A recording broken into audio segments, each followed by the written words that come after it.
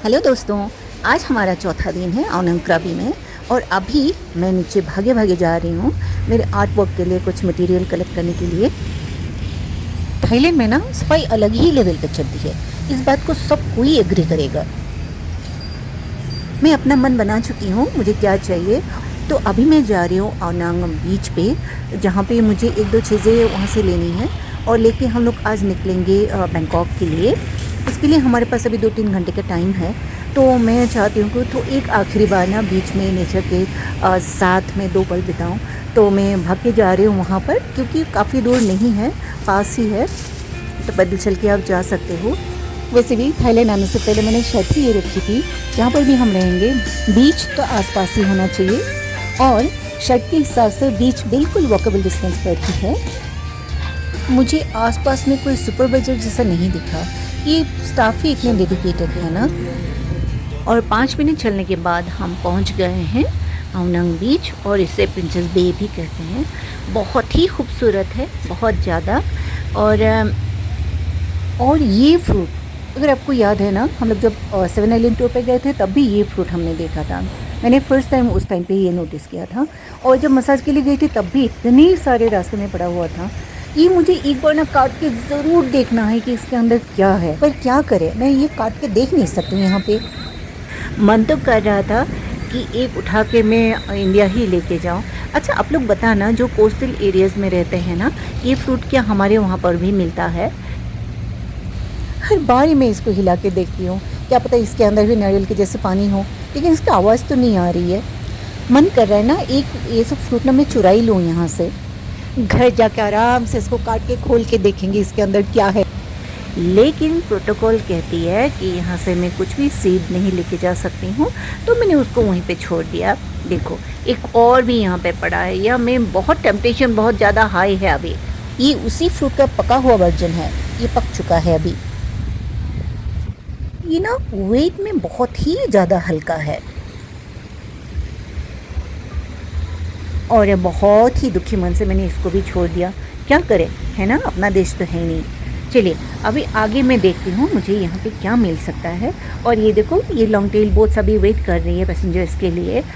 कभी कभी मैं सोचती हूँ ना, मन का कोई ठिकाना नहीं है, कब खुश हो जाता है, कब उदास हो जाता है।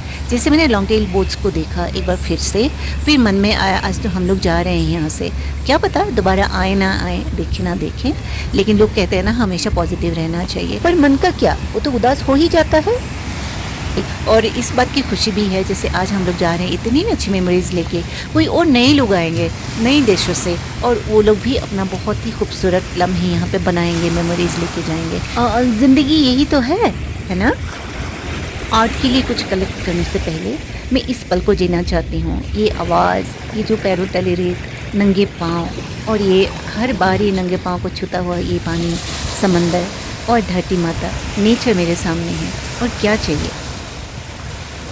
अगर मैं आप लोगों को कहूँ ऐसा ही सेम टू सेम बीच हमारे देश में भी है, बिलीव करोगे? हाँ जी है, क्योंकि ये जो समंदर है ना, इसका नाम है अंडमान सी। इसका मतलब अंडमान निकोबार आइलैंड चले जाइए, सेम टू सेम ऐसे ही बीचेस मिलेंगे। मैं ना आप लोगों को एक बात और बताना चाहती हूँ। मैं समझती हूँ ना, विदेश जाने से पहले अपना देश के चारों को ना हम लोगों को पहले देख लेना चाहिए। मुझे थोड़ा सा टाइम दे दो, 2 पल इस लम्हे को मैं जी लूँ।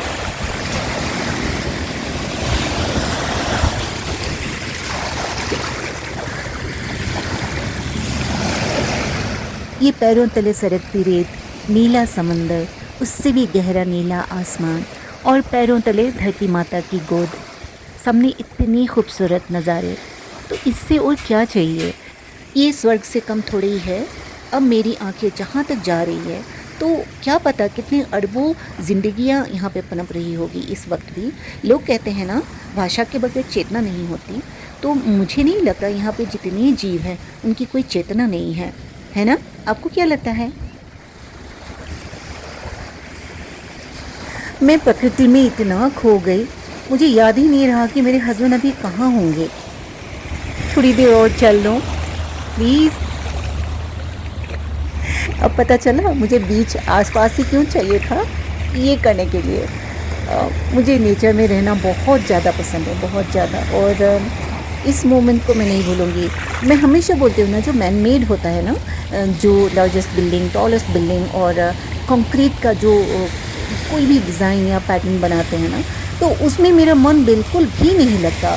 मेरा मन हमेशा ये थोड़ा सा पानी दे दो, थोड़ा सा हरियाली दे दो, उसी में मैं खुश हो जाऊँगी।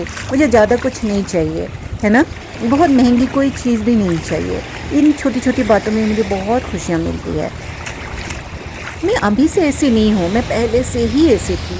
वैसे हमारे जो प्रोफेशन है ना, वहाँ पे हर 3 साल में हम दूसरे शहर चले जाते हैं, दूसरी जगह चले जाते हैं, और हर बार ही मेरे साथ ऐसा होता है। कहीं पे मैं गार्डनिंग करती हूँ तो वहाँ पे लास्ट जो हमारे सामान जा रहे होते हैं, तो वहाँ पे भी मैं रो धो के सबको एक बार टच करती हूँ, देखती हूँ, और ये भी मन में विश करती हूँ कि अच्छे से रहना, मैं नहीं होंगी पानी देने के लिए, सूखना नहीं, है ना? इस तरह की पागलपंती तो मैं बहुत ही करती हूँ, बहुत ज़्यादा। गार्डन में जितने भी छोटे बड़े पौधे होते हैं ना, हर एक के पास जाके मैं जब तक गुड बाय नहीं कहती हूँ, मन को चैन नहीं आता है। और मेरी एक ये भी आदत है कि मैं चिड़ियों को हमेशा दाना डालती हूँ।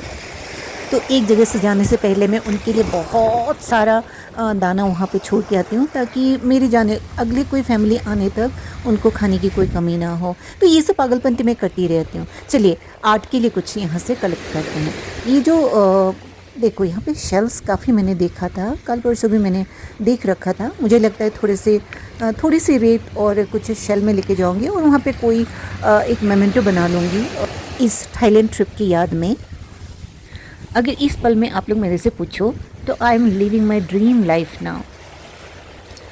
पर एक बात और भी है, मैं जैसे यहाँ पे मुझे इतना अच्छा लग रहा है ना, मुझे अपना देश इससे भी ज़्यादा पसंद है, बहुत ज़्यादा खूबसूरत लगता है। क्योंकि आप अगर जब तक अपना देश को अच्छे से नहीं देखते हो ना, तो पता नहीं लगता कि हमारा अपना ही देश कितना सुंदर हो सकता है। छोटे बड़े काफ़ी शेल्फ्स मैंने इकट्ठा कर लिया है। अब मेरी यही चिंता है कि एयरपोर्ट में ना पकड़ लीजिए सबको। धीरे धीरे किनारे से, मैं तो पानी के अंदर ही आ गई हूँ, पकड़ लिया। ये देखो, ये हर बारी ना वेव इसको बहा के ले जा रहा था, तो मुझे मिल ही गया। हर बार ये सोच रही हूँ अब बस कर, बस हो गया, लेकिन फिर भी मुझे कुछ ना कुछ दिख ही रहा है यहाँ पे। ये लेकिन थोड़ा सा टूटा हुआ है, इसको मैं नहीं लेके जाऊँगी। तो मैं क्या बोल रही थी, हाँ, जब भी आप किसी फॉरेन कंट्री में हॉलिडे के लिए जाना चाहते हो ना, उससे पहले ना अपना देश को ज़रूर देखने के लिए आप निकल पड़ो। 4 मेट्रो सिटीज़ के अलावा जो इंडिया है ना, वो हमारा रियल इंडिया है। अपना देश आप पहले देखोगे ना, तब आपको एक कंपैरेटिव, आपको एक नॉलेज हो जाएगा कि हमारा देश में क्या कमी है और क्या खूबी है। कोई भी एक टाइम ले लो, उस टाइम पे उस दिन हमारे देश में कहीं पे बर्फ़ गिर रही होगी और बीचेस होंगे सुंदर, आइलैंड्स हैं, माउंटेन्स हैं, और समंदर जैसे बड़ी नदियाँ भी हैं। और ये देखो मुझे यहाँ पे क्या मिला, एक बटरफ्लाई जैसा शेल, जिसके दोनों विंग जैसे एक साथ ही हों। इसको तो मुझे चाहिए ही चाहिए। बस करो स्निग्धा, बस करो, हो गया अब। चलिए, थोड़ी सी रेत यहाँ से उठा के यहाँ से चलेंगे, क्योंकि ज़्यादा टाइम नहीं है हमारे पास। मन तो कर रहा है कि यहीं पे बस जाऊँ, रुक जाऊँ, लेकिन अभी तो मुझे ये भी याद नहीं है कि मेरे चप्पल किधर रखा है। मैंने चप्पल ढूंढ के अभी फिर हस्बैंड को भी ढूंढना है। चलिए, यहाँ से निकलते हैं। और होटल पहुंचने के बाद आप लोगों को 2 चीज़ें दिखानी है। एक जो मुझे बहुत ही अच्छा लगा, वहाँ का जो लॉकर है वो, और दूसरी है, मैंने आप लोगों को बोला था कि यहाँ पे जो फ्रूट्स अवेलेबल है ना, मुझे कुछ फ्रूट्स टेस्ट करना है। वो ख़रीद के तो लेकर आया, लेकिन खाने का टाइम ही नहीं मिला, अभी जाने का ही टाइम हो गया है। इस फ्रूट का नाम है रोज़ एप्पल और जावा एप्पल। ये वो फ्रूट है, हम लोग इसको पानी जामू बोलते हैं, और इसका टेस्ट जो है ना, थोड़ा वाटरी है और थोड़ा मीठा है। और रूम का कुछ चीज़ें मैं आप लोगों को दिखाती हूँ। यहाँ पे हर चीज़ के पास ना उसके इंस्ट्रक्शंस लगे हुए हैं, और ये ही यहाँ का बेस्ट फीचर। यहाँ का लॉकर, ये यहाँ की जो इनिशियल सेटिंग होती है ना, वो 000 पे होती है। ये प्योरली आप खुद ऑपरेट करते हो, पासवर्ड भी आप खुद लगाते हो, कोई और इसको एक्सेस नहीं कर सकता। यहाँ पे हमने जो भी पैसे वैसे, थाई बात वगैरह, इंडियन रुपीस भी, करेंसी भी हमने यहीं पे रखा था। यहाँ पर आप बाहर डू नॉट डिस्टर्ब का बोर्ड भी लगा दोगे ना, तब भी वो क्लीनिंग स्टाफ तो आएंगे ही आएंगे। तो ये एक फीचर है, जहाँ पे आप जैसे गोल्ड ज्वेलरी वगैरह कोई बहुत लोग लेकर आते हैं, तो वो रख के ना आप आराम से घूम सकते हो। फाइनली हम लोग आवनांग से निकल रहे हैं। बाहर आते ही मैंने ये देखा, और यहाँ पे ना एक मुझे एक फ़िश दिखी, मैं आप लोगों को दिखाती हूँ। अभी मैं कन्फ्यूजन में हूँ कि वो प्रेग्नेंट है या ज़्यादा ही खाना खा लिया है इस लेडी ने। आप लोग देखो, यहाँ पर इतनी सारी मछलियाँ हैं ना, तो वो पता नहीं कहाँ छुप गई है। जो मैं ये कैमरा से मैं रिकॉर्ड करने ही वाली थी, तो वहाँ पे जो होटल स्टाफ है ना, वो आके देखा कि मैं बहुत इंटरेस्ट ले रही हूँ, तो वो लोग ना फिश के लिए दाना लेकर आए। मुझे इतना अच्छा लगा, ये छोटा सा जेस्चर है, लेकिन वो दिखाते हैं कि वो लोग कितना केयर करते हैं ना अपने गेस्ट्स को। जो मैं ये देखो, ये दिखे वो सबसे नीचे जो है। आप लोग ये बताओ, ये प्रेग्नेंट ही है ना कि ज़्यादा खाना खा लिया है? अभी सुबह का टाइम है 11 बजे और आज हम लोग जा रहे हैं टाइगर केव टेम्पल, जो थाईलैंड का सबसे मुश्किल चढ़ाई वाला टेम्पल है। तो वहाँ पे हम लोग जा रहे हैं। अभी हम लोग वेट कर रहे हैं कैब के लिए, और ये होटल वालों ने ही मैनेज किया। बस हम लोगों को बैठ के जाना है, एक दो फ़ोटो खींचे और फिर आ गई हमारी कैब, और हम लोग अभी जा रहे हैं टाइगर केव टेम्पल।